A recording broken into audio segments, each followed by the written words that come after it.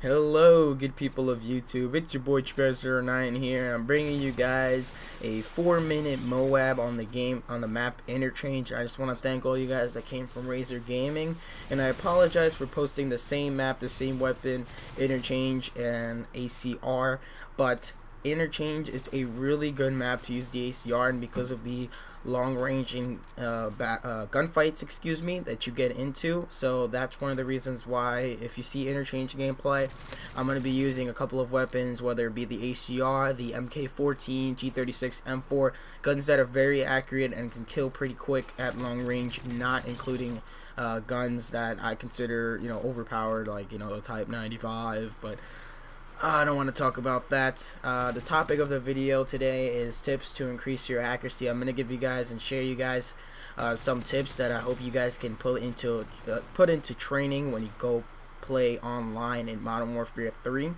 and I hope you guys enjoy.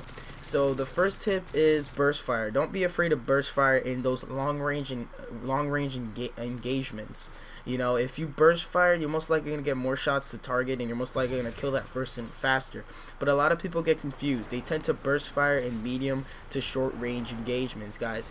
If the guy is medium to close range engagements, like the ones I'm going to get in a couple of seconds, then you want to spray, and you don't want to burst fire, because if you do burst fire, then your enemy is going to get more shots on you, which means he's going to have a higher percentage of killing you.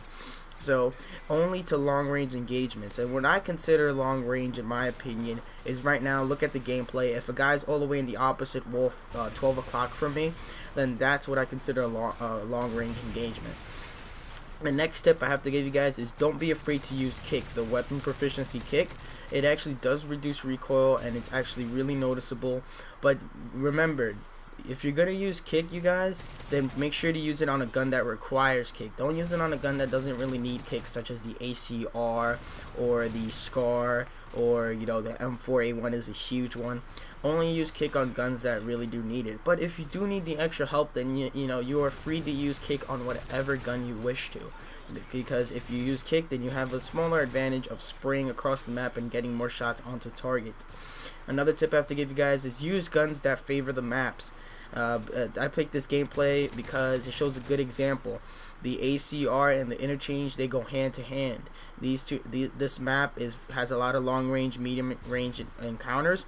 And that's what the ACR specializes in. So I can take people out fast, and I can neutralize them and take them out like a boss. And wow, I sound like a huge nerd right there. But yeah, guys, use guns that favor maps. Don't run around in Interchange using a shotgun or something like that. You're most likely not going to succeed, and your accuracy is not going to get any better than that. The next tip that I got for you guys is go to Spec Ops and practice on targets, guys. Practice on those targets. The first Spec Ops mission, if you actually go in the back and you walk towards the back, there's this little practice room where you can shoot targets, and take the different guns that are on the table and try to shoot the target to try to get as much shots on target. Or practice with a friend. Tell a friend to just stay still. If they're a really good friend, they'll stay still for you, and you try to shoot them, and they can tell you how long it took them to die because of you.